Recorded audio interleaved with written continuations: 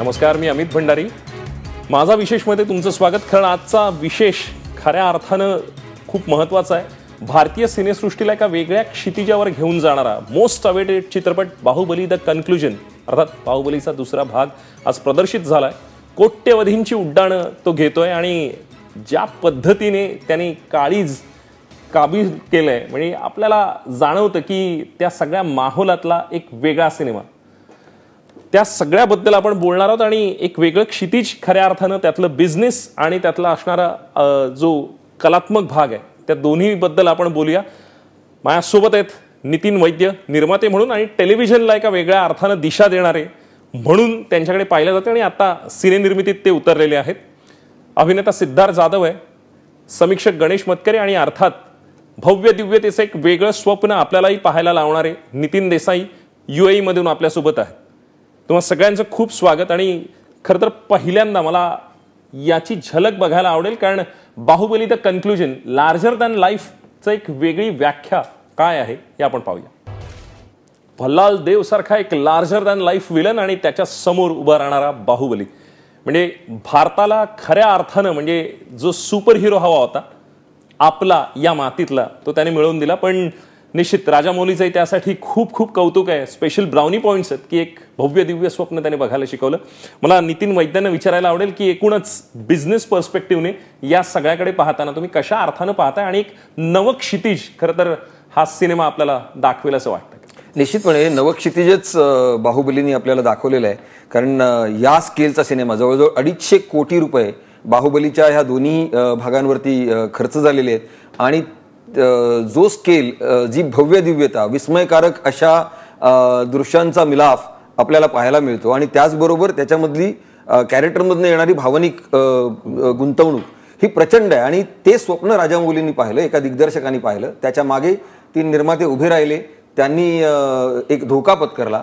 आणि कारण हा धंदा हा स्वप्नाचा आहे, हे स्वप्नाचं जग आहे आणि त्याच्याबरोबर धोक्याचंही जग आहे. ह्या दोन्ही गोष्टी अत्यंत आत्मविश्वासाने, कन्व्हिक्शननी जे लोक पुढे नेऊ शकतात त्यांच्यातनंच बाहुबली सारखा चित्रपट उभा राहू शकतो. आणि एक मोठं स्वप्न प्रत्यक्षात आणलं आणि तेही एका प्रादेशिक भाषेतल्या चित्रपट सृष्टीने. तेलुगू सिनेमा आहे मुळात, तेलुगूचं हिंदी आणि तामिळ व्हर्जन आलेलं आहे आणि त्यामुळे प्रादेशिक भाषात सिनेमा तयार करणाऱ्यांना निश्चितपणे ही अभिमानास्पद अशी गोष्ट आहे. म्हणजे आजपर्यंत बॉलिवूड असं चा गाजावाजा खूप होता, परंतु बॉलिवूड पण जे स्वप्न पाहू शकलं नाही ते तेलुगूतल्या एका निर्मात्याने, एका दिग्दर्शकाने पाहून तो प्रत्यक्षात ते आणू शकला. आज जवळजवळ 9000 स्क्रीन्स पडद्यांवरती जगभरात हा चित्रपट दिसतोय आणि पहिल्या दिवशी जवळजवळ 100 कोटीपर्यंत तिकीट बारीवरचा गल्ला, बॉक्स ऑफिस कलेक्शन हे बाहुबलीने गाठलेला आहे. हा भारतीय चित्रपटसृष्टीतला हा एक विक्रम आहे आणि त्याबद्दल राजामौलींना आणि त्या सर्व टीमला सलाम. क्या बात आहे. आणि मला असं वाटतं की आज आपण जो मराठी सिनेमा बघतोय, जो झी टॉकीजचा आहे मराठी सिनेमा, त्याची सुरुवात, त्याची जी पायाभरणी आहे ती नितीन वैद्यांनी केली होती. त्यामुळे प्रादेशिक सिनेमासाठी हा एक वेगळा महोत्सव आहे आणि म्हणून ते आज आपल्यासोबत आहेत. सिद्धार्थ, मला तुला विचारायला आवडेल, कारण एक नायक म्हणून तू ज्यावेळेला बघतोस तेव्हा लार्जर दॅन लाईफ असणारा नायक प्रेझेंट केला जावा असं कायम प्रत्येक कलाकाराला वाटतं. प्रभास सारखा एक नायक, तोही या मातीतला, तो आपल्याला मिळून गेला आणि नायक म्हणून तुझी त्याच्याकडे बघण्याची एक दृष्टी असेल. कशा अर्थाने तू त्याचं विवेचन करशील? नाही, प्रामाणिकपणे आपला वाटणारा नायक असावा नेहमी. आणि बाहुबलीचा फर्स्ट पार्ट मध्ये पण लोकांना आपली वाटलेली गोष्ट होती. म्हणजे आपण त्या कॉमिक बुक मधल्या गोष्टी वाचतो, परिकथेतल्या गोष्टी वाटतो, पण त्या ऍक्च्युली दिसताना किती मस्त वाटतात. आणि ज्या पद्धतीने प्रभास हा जसं साऊथचा सुपरस्टार आहे, पण तो मलाही, मी प्लाझामध्ये जेव्हा सिनेमा पाहतो तेव्हा तो मला आपलाच वाटतो. मुळात ही खूप मोठी गोष्ट आहे एखाद्या कलाकाराला प्रेक्षकांबरोबर कनेक्ट होण्याची. आणि बाहुबलीमध्ये प्रभास म्हणा किंवा राणा म्हणा, ते लोक असे अंगावर येतात यार, खरंच लार्जर दॅन लाईफ वाटतं. आणि स्पेशल पॉईंट मी खरंच देईन, कारण माझ्या मते सिनेमा हा दिग्दर्शकाचं माध्यम आहे. राजामौली सर राजामौली सर ज्यांनी ज्या पद्धतीने, मी मगधीरा पाहिला होता आणि मला माहीत नव्हतं तोपर्यंत की ते दिग्दर्शक आहेत, पण मगधीरा मला वाटतं छोटं चित्र आहे. बाहुबलीमध्ये त्यांनी कॅनव्हास नाही, अख्खा पडदाच रंगवलाय आणि संपूर्ण जगच त्या चित्राने म्हणजे भारावून गेल्या. सकाळपासून म्हणजे ज्या सगळे लोक एवढे एक्सायटेड झालेत अमित की आम्ही पाहिलाय. आता ते एक प्राईड इश्यू होतो असा की आम्ही पाहिला फर्स्ट डे फर्स्ट शो, की एखाद्या कलाकृतीवर एवढं प्रेम, म्हणजे मी बघितलंय याचा अभिमान आहे मला, ही गोष्ट खरंच, आणि त्यासाठी हॅट्सऑफ आहे. आणि प्रभास म्हणजे त्यांनी जी मेहनत घेतली आहे त्या ॲक्टरने आणि ज्या पद्धतीने त्याची वाहवा होते ती खरंच होणं गरजेचं आहे. आणि एक प्रेक्षक म्हणून मला हा सिनेमाच खूप आवडला आहे. मुळात जसं सत्यामध्ये भिकू म्हात्रे खूप फेमस झाला होता, तसं बाहुबलीमध्ये बाहुबली होता फेमस, पण कटप्पाचं जे मेन कॅरेक्टर होतं, तो माणूस, तो ॲक्टर, त्यामुळे कटप्पाचं उत्तर लोकांना आता मिळालं आहे. त्यामुळे मी एक प्रेक्षक म्हणून ह्या सिनेमावर बेहद्द खुश आहे. आणि मला नेहमीच वाटतं जे डोक्यात असतं ते समोर आणण्याची ताकद पाहिजे, आणि ती ताकद राजामौली सरांमध्ये आणि त्या कलाकारांमध्ये. त्यामुळे तुमचं मनापासून अभिनंदन. क्या बात आहे. मला खरं तर लार्जर दॅन लाईफ सेट्स आणि एकूणच प्रोडक्शन डिझाईन जे नव्या अर्थानं डिफाईन केलं गेलं ते नितीन देसाई यांनी, मला नितीन देसाईंकडे जायला आवडेल आणि त्यांना विचारायला आवडेल की प्रोडक्शन डिझाईनकडे आणि या सगळ्याकडे बघण्याचा तुमचा नजरिया, कारण साबू सिरियल सारख्या म्हणजे ज्यांच्याबरोबर तुम्ही काम केलेलं आहे, एक वेगळ्या अर्थानं हे माहेशमती हा जे नगर आहे ते वसवलं आहे, त्यातली सगळी पात्र, त्याचं ते असणारं लार्जर दॅन लाईफ भव्य दिव्यता एक वेगळ्या अर्थानं अधोरेखित होते. काय सांगाल नितीन दादा? पहिलं म्हणजे अक्षय तृतीयाच्या सगळ्यांना खूप शुभेच्छा. ही माझ्या मते अक्षय तृतीया चित्रपटसृष्टीला बरंच काही घेऊन आलेली आहे बाहुबलीच्या रूपामध्ये. कारण एखाद्या कलाकाराने जे स्वप्न साकारायचं असतं, ही जशी मायाळू आणि दुनिया आहे तिला आपल्याला प्रत्यक्षात उतरवताना साबूचं त्याचबरोबर राजा मौलींचं खास करून कौतुक करायला लागेल.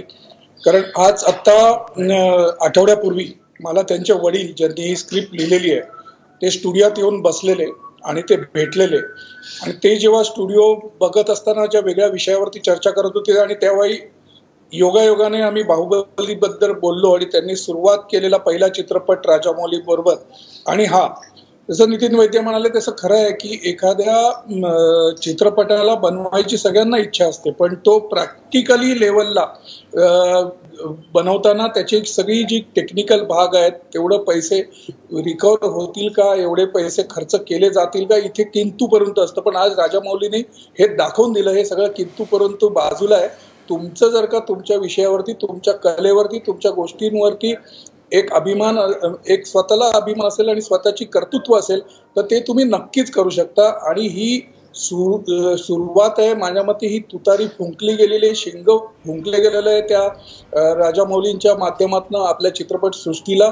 आणि ह्याच्यामध्ये आता अनेक लगांना, जसे भारतामध्ये महाभारत, रामायण, शिवाजी महाराज आणि असे अनेक विषय आहेत ज्याच्यावरती एक स्वप्न आणि प्रत्यक्षात पाहण्याची एक वेगळी शक्ती मिळालेली आहे. बाहुबलीने त्या आपल्या सगळ्यांच्या भाऊंमध्ये असं बल दिलेलं आहे की एखादा चांगला चित्रपट झाला की तो चांगले पैसे कमवू शकतो जर का तुम्हाला स्वतःच्या याच्यावरती कन्व्हिक्शन आहे.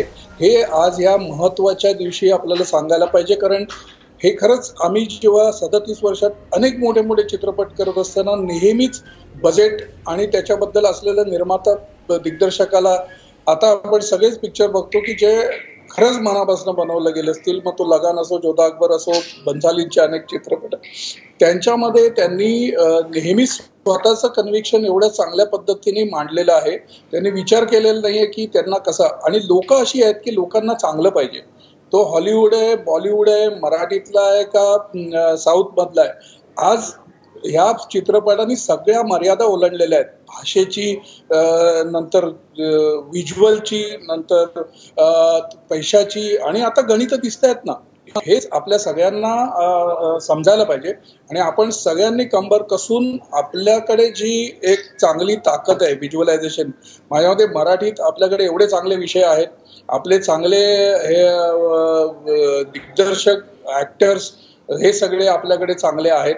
सुरुवात ज्या दादासाहेब फाळकेंनी 100 वर्षापूर्वी केली, तर त्या माणसाला वंदन देताना आपण पण त्याच लेवलचं स्वप्न पाहिलं पाहिजे. आणि आता हे स्वप्न साकारताना आपल्याला दिसतंय, आणि ते स्वप्न साकार असल्यामुळे आपल्यासारख्या कलाकारांना हे खरंच बाहुबलीनी बाहुबल दिलेलं आहे. आणि असे अनेक चित्रपट आपल्याला आपल्या ह्याच्यातनं साकार करतील. राजा शिवछत्रपतींचा इंटरनॅशनल चित्रपट असो किंवा महाभारत, रामायण सारखे ह्या गोष्टी जर का आपण घेतल्या आणि ह्या स्केलने आणल्या, तर माझ्या मते आपण नेहमी हॉलिवूडचं कौतुक करत होतो किंवा त्याचे रेफरन्सेस घेत असतो, आता ते सगळे लोक आपल्या इथे येऊन निश्चित. अशा पद्धतीचे चित्रपट बनवतील. निश्चित. गणेश, मला तुला विचारायला आवडेल, कारण एक समीक्षकाच्या नजरेतून पाहताना एक नवक्षितिज या टप्प्यात तुला दिसतंय का, आणि बाहुबली ही त्याची सुरुवात आहे का?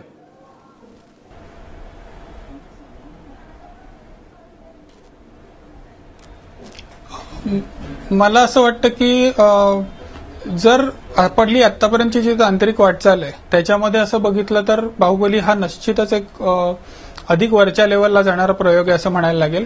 कारण त्याच्यामध्ये आतापर्यंत आपण आपलं डिजिटल VFX मध्ये वगैरे आपण जे काम केलेलं आहे ते त्या मानाने असं मर्यादित प्रकारचं आहे, आणि बाहुबलीमध्ये पहिल्यांदाच इतक्या मोठ्या प्रमाणामध्ये डिजिटल इफेक्टचा वापर आहे, आणि एकूण एक मोठं कल्पित नगर वसवून तिकडचे खूप स्टंट्स आणि वॉर वगैरे अशा पद्धतीचं सतत दृश्य असलेला विषय आपल्याकडे चित्रित होतोय.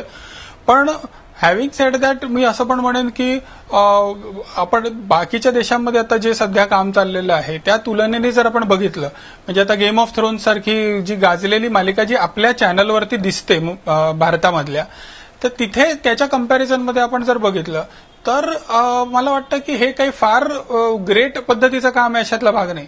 हे मान्य की आपल्या सिनेमांच्या मानाने हे जास्ती आहे, पण तसं तरी सुद्धा हे असं ऑर्डिनरी पद्धतीचंच काम आहे जेव्हा आपण सगळ्या जगाशी तुलना करतो असं मला वाटतं. निश्चित. पण मला असं वाटतं की 3.5 मुहूर्तांपैकी एक भारतीय सिनेसृष्टीसाठीचा आजचा हा मुहूर्त आहे असं म्हणता येईल, आणि लार्जर दॅन लाईफ, भव्य दिव्यतेचं स्वप्न खऱ्या अर्थानं पाहायला लावणारा आणि जागतिक पातळीवरही आपला ठसा वेगळ्या अर्थानं उमटवणारा असाच हा सिनेमा असेल. वेळ झाली का छोट्याशा ब्रेकची, कुठेही जाऊ नका, बघत राहा ABP माझा.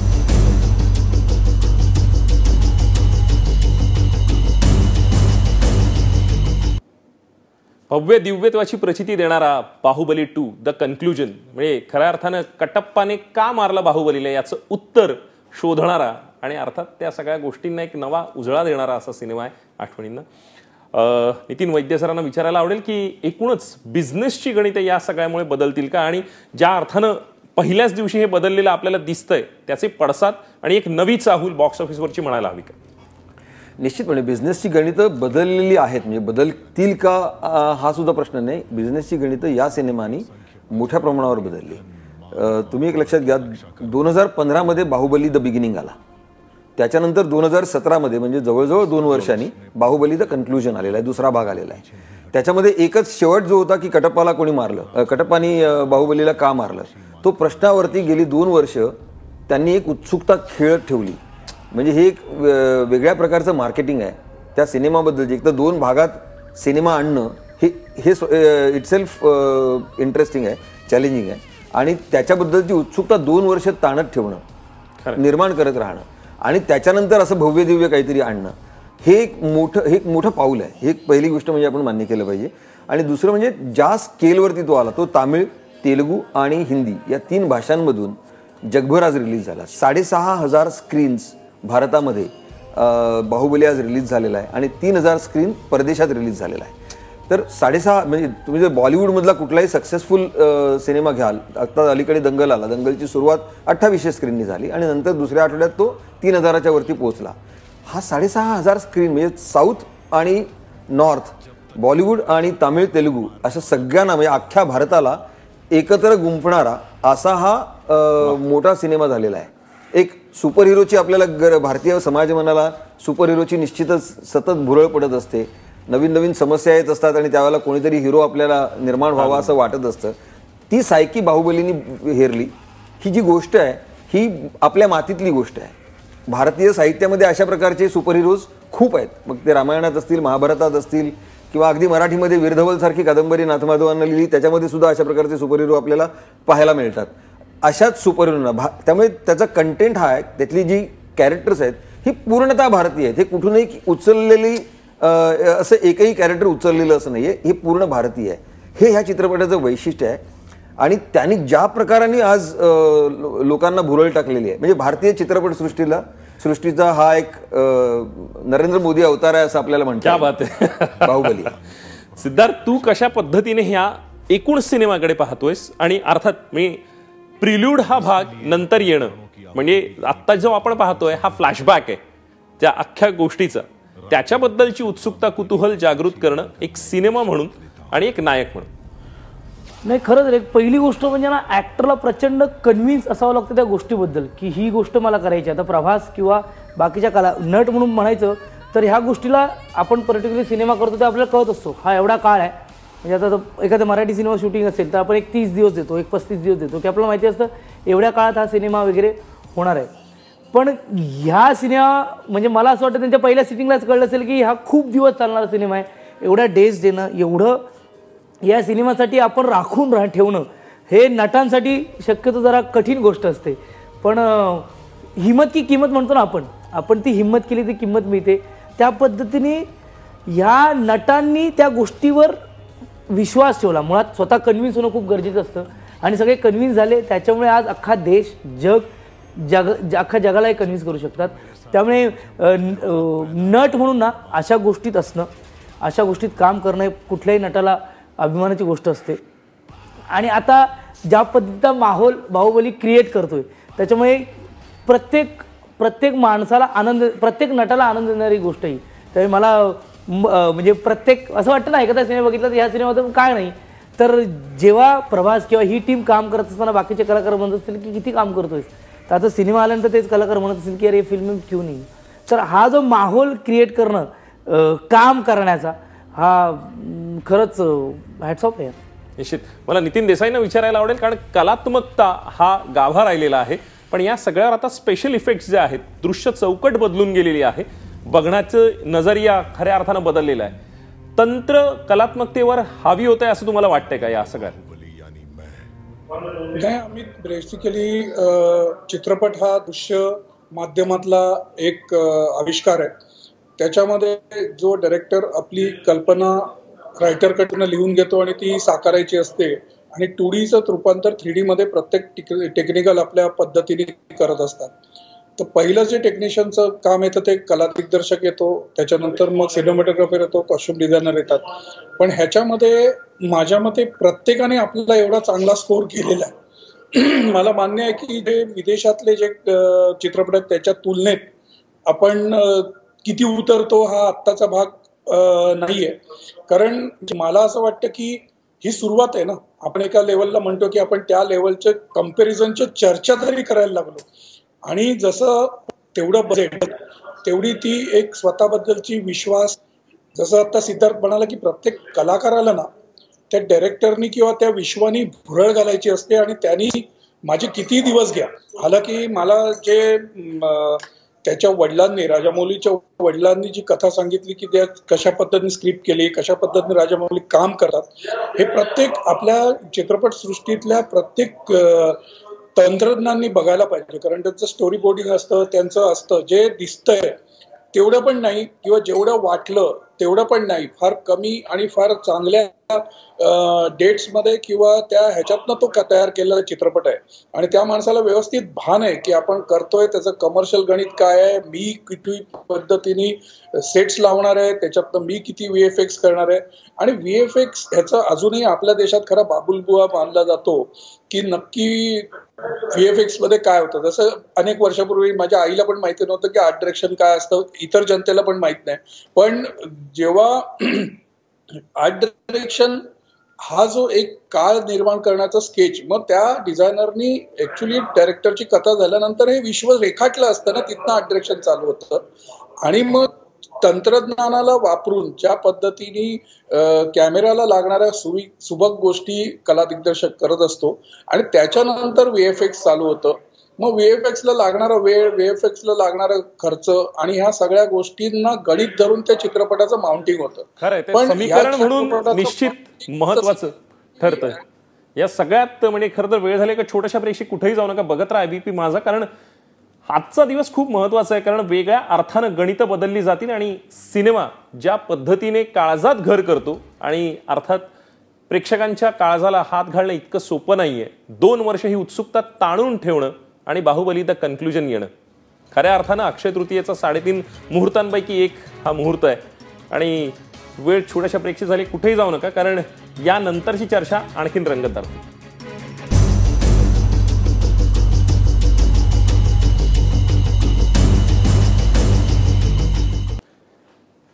ज्या पद्धतीने बाहुबलीने आपलं अधिराज्य गाजवलंय, खऱ्या अर्थानं तो माहेशमतीचाच नाही तर भारतीय प्रेक्षकांचाही एक मोठा सम्राट ठरलाय.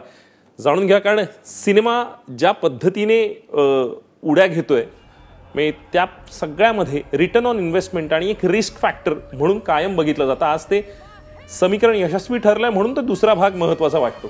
कशा अर्थानं याची डेअरिंग आणि या सगळ्या गोष्टींची होणारी तुलना हॉलिवूडशी कशा अर्थानं नितीन सर तुम्ही सांगाल यासाठी? मला वाटतं हॉलिवूडशी तुलना करण्याची आपल्याला खूप एक सवय आहे. आपण त्याची हॉलिवूडशी तुलना आपल्या सिनेमाची करू नकोया, कारण तिथे आर्थिकदृष्ट्या गणितं खूप वेगळी आहेत.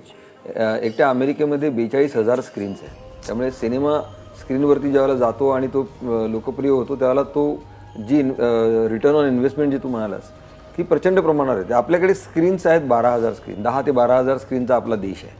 त्याच्यामध्ये काही साऊथच्या स्क्रीन्स आणि हिंदीच्या स्क्रीन्स असा फरक होतो. त्यामुळे हिंदीचा सुद्धा गाजलेला सिनेमा 3,000 स्क्रीनपर्यंत आपला पोहोचतो. त्यामुळे 3,000 स्क्रीनला ज्यावेळेला दंगल पोहोचतो आणि दंगल 250 कोटीचा ची बॉक्स ऑफिस घेतो त्याला दंगलला यशस्वी मानला जातो.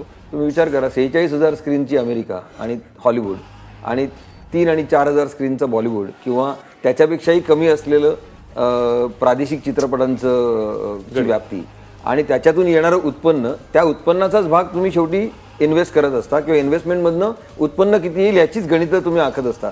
त्यामुळे हॉलिवूडची चर्चा माझ्या मते तशी गैरलागू आहे.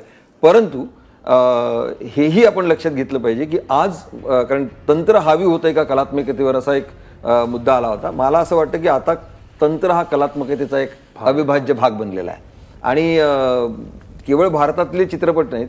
म्हणजे बाहुबलीने ते दाखवून दिलेलं आहे की तंत्र आपण किती प्रभावीपणे वापरतो.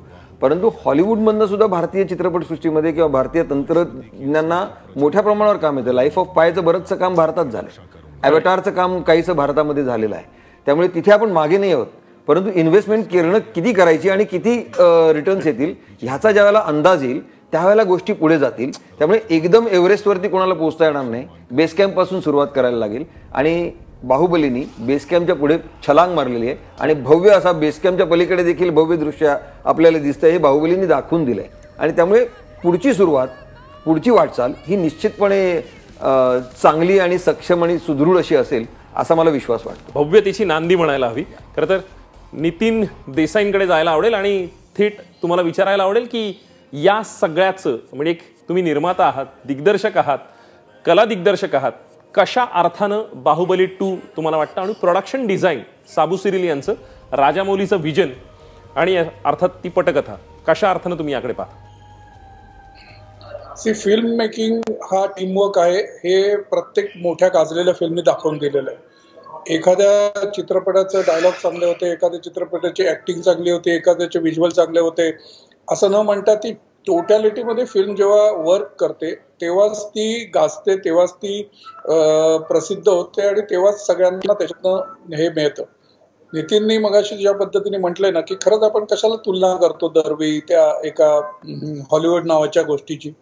आपण आपलं जर का सगळं सेटअप केलं आणि आपले कलाकार, आपले तंत्रज्ञ, आता पण म्हणजे मी 29 इंटरनॅशनल चित्रपट केलेले आहेत. अनेक चित्रपटांचं इथे सेट्स बनतात आणि मग विदेशात जात आहेत. अनेक चित्रपटांचे इथे स्पेशल इफेक्ट केले जात आहेत. तर त्यामुळे आपल्याला त्याचा अभिमान असलेला पाहिजे की बाबा आपल्या देशात, कारण मी नेहमीच ह्याच्यावरती भर दिलेला आहे की आपल्या देशामध्ये चांगले तंत्रज्ञ, इन्फ्रास्ट्रक्चरची जरूरत आहे आणि ते इन्फ्रास्ट्रक्चर बनवलं जातं. तर जसं आता नितीनने म्हटलं की बाहुबलीने बेस तयार केलाय, आता ते बेस केल्यानंतर तो वापरणं हे आपल्या सगळ्यांच्या हातातलं गणित आहे. जेव्हा आपण चांगली कला लोकांसमोर देतो, रसिक मायबाप प्रेक्षक ह्याला चांगलं पाहिजे, त्याला त्याच्याकडे जर का तुम्ही व्यवस्थित पद्धतीने गोष्ट घेऊन गेला तो स्वीकारणारच. अशी निश्चित महत्वाचं वाटतं, कारण राजामौलीने तो पाया तयार केलाय आणि कळस नेमका कशा पद्धतीचा असेल आणि तो तितकाच भव्य, दिव्य आणि एक वेगळं सुखद स्वप्न दाखवणारा असेल. भारतीय सिनेसृष्टीला पडलेलं एक सुंदर स्वप्न म्हणून आपण खरं तर बाहुबलीकडे पाहता येईल. कारण 2 वर्षाची उत्सुकता ताणून ठेवल्यानंतरही कोट्यवधींचं गणित मांडणारा आणि अर्थात 3.5 मुहूर्तांपैकी एक असा मुहूर्त म्हणून बाहुबली 2 कडे आपल्याला पाहता येईल. कन्फ्युजन न होऊ देता झालेलं कन्क्लुजन आणि कटप्पाने ज्या पद्धतीने मांडलाय त्या ह्याच्यावर सांगता येईल, कारण मला पौराणिकता आणि सिनेमा या सगळ्या गोष्टीकडे लक्ष वेधून घ्यायला आवडेल आणि गणेशला विचारायला आवडेल की पौराणिकता ज्या पद्धतीने बाजीराव असेल किंवा आता बाहुबली, कशा अर्थाने एक ऐतिहासिक सिनेमे आणि पौराणिक सिनेमांची या काळात म्हणजे सायन्स फिक्शन किंवा अशा पद्धतीचा एक वेगळा सिनेमा हा कायम तारणहार ठरू शकेल का या पुढच्या काळात? याच्यामध्ये असं वाटतं की लोकांच्या अपेक्षा ऑलरेडी वाढलेल्या आहेत. म्हणजे बाहुबली 1 जेव्हा आला तेव्हाच लोकांना असं वाटायला लागलं की काहीतरी वेगळं झालं. त्याला थोडा अधिक सपोर्ट मिळाला, तो म्हणजे त्याला नॅशनल अवॉर्ड डिक्लेअर झालं गेल्या वर्षीचं. त्याच्यामुळे एक त्याला रिस्पेक्टेबिलिटी सुद्धा मिळाली आणि पॉप्युलर ऑडियन्सला सुद्धा तो आवडला. त्यामुळे एक प्रकारचं काहीतरी नवीन पर्व सुरू झालं अशा पद्धतीचं आपल्याकडे तेव्हा वातावरण तयार झालं. त्यामुळे ऑलरेडी आपल्याला आपल्या प्रेक्षकामध्ये एक प्रकारचा उत्साह आलाय. दुसरं म्हणजे आपल्याकडे लोक करू शकणारे आहेत अशा वेगळ्या गोष्टी. म्हणजे लाईफ ऑफ पाय जेव्हा आला तेव्हा त्याची मुळात विषयात असलेली भारतीय बॅकग्राऊंड आणि त्याच्यामध्ये जी टीम होती स्पेशल इफेक्ट्स करणारी तीही भारतीय होती. त्याच्यामधले सुद्धा काही जण मला वाटतं बाहुबलीच्या ओरिजिनल बाहुबलीच्या टीममध्ये होते स्पेशल इफेक्ट्सच्या. तर त्याच्यामुळे आपले लोक हे करू शकतायत आणि आपल्या पार्श्वभूमीवर आपल्याकडे ज्या पद्धतीची कथानाची पार्श्वभूमी असते त्याच्या पार्श्वभूमीवर सुद्धा इफेक्टची गरज असलेले सिनेमे येऊ शकतात. हे दोन्ही लोकांना माहिती झालेलं आहे आणि त्याच्यामुळे मला वाटतं आता हळूहळू असे हे वाढतील. फक्त ते आपल्याला जी एक फॅन्टसी नॅरेटिव्हची बॅकग्राऊंड आहे त्याच्या पलीकडे आपण जाऊ शकतो का हे पाहायला पाहिजे. म्हणजे मायथॉलॉजी म्हणा किंवा या प्रकारचं की बाहुबलीमध्ये ज्या प्रकारचं कथानक आहे की लहान मुलगा पुढे वडिलांच्या मरणाचा सूड घेतं वगैरे अशा पद्धतीचं, तर ह्या पद्धतीचं जे कथानक आहे ते आपल्याला फॅमिलियर आहे. पण अजून आपण सायन्स फिक्शन सारख्या याच्याकडे जाऊ नाही शकलेलो मोठ्या प्रमाणामध्ये. म्हणजे आपल्याकडे मराठीमध्ये आता फुंतरू सारखा सिनेमा गेल्या 1-2 वर्षापूर्वी आला होता, तर त्याच्यामध्ये एक वेगळ्या प्रकारचा प्रयोग होता. पण हिंदीमध्ये अशा प्रकारचे सायन्स फिक्शनचा मोठ्या प्रमाणात वापर असलेले सिनेमे अजूनपर्यंत तेवढे यशस्वी झालेले नाहीत किंवा तेवढ्या प्रमाणात आलेले नाहीत की ज्यांनी आपण एक सिनेमाचा प्रकार म्हणून त्यांना रेकॉग्नाइज करू शकतो. त्याला म्हणता येईल निश्चित. पण सिद्धार्थ, कन्क्लुजन या गोष्टीबद्दलचं काय सांगू शकशील? कन्क्लुजन या शब्दामुळे एक वेगळी बिगिनिंग झाली असं मी म्हणेन. कारण मला हेच म्हणायचं आहे की सिनेमा हा प्रबोधनही करतो आणि मनोरंजनही करतो. पण बाहुबली ह्यांनी एक 100% मनोरंजन केलंय. म्हणजे आज थिएटरच्या बाहेर पडल्यानंतर लोक बोलतात पैसा वसूल, तर या कन्क्लुजनने लोकांचा पैसा वसूल केलाय आणि तेच महत्त्वाचं माध्यम आहे जिथे आम्ही लोकांचं मनोरंजन करतो आणि लोकांना आवडतंय. तर मला असं वाटतं ह्या कन्क्लुजननी एक नितीन सर म्हणाल तर त्या पद्धतीने एव्हरेज चढायचं आहे. बेस कॅम्प पण सुरू केली आहे आणि नक्कीच याच्या पुढचं कन्क्लुजन हे काहीतरी छान आणि मस्त असेल. सगळ्या मान्यवरांचे आभार मानतो, कारण वेळात वेळ दिला आणि अर्थात सिनेसृष्टीला पुढे घेऊन जाणारे तुम्ही सगळे अध्वर्यू आहात आणि या सगळ्यामधला महत्त्वाचा आजचा दिवस होता आणि विशेषलाही तुम्ही 4 चांद लावले. इतकं आपलेपणाने बोललात आणि त्या विषयाला तितकंच गांभीर्याने आणि महत्त्वपूर्ण अॅनालिटिकल पद्धतीने तुम्ही मांडलं. एका वेगळ्या पद्धतीचं जग निर्माण करणारा राजामौली आणि त्याच्या टीमचं म्हणजे खरंच कौतुक आहे. आणि अर्थात माझा विशेषमध्ये एक वेगळ्या पद्धतीचा पर्स्पेक्टिव्ह, एक दृष्टिकोन तुम्ही मांडलात. निश्चित आभार आहे आणि माझा विशेषमध्ये आज पण इथेच थांबूया.